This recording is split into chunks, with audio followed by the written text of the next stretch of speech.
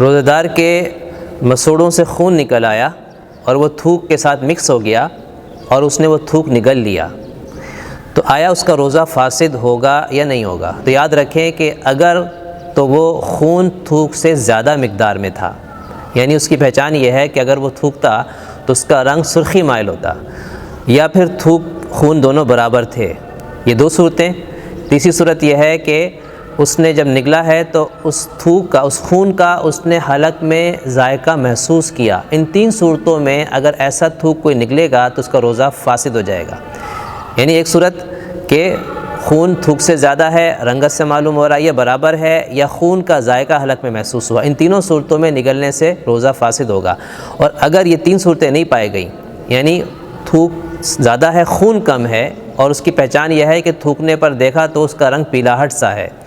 ایسا تھوک نگلنے سے، اور حلق میں ذائقہ بھی محسوس نہیں ہو رہا ہے، تو ایسا تھوک نگلنے سے روزہ فاسد نہیں ہوگا۔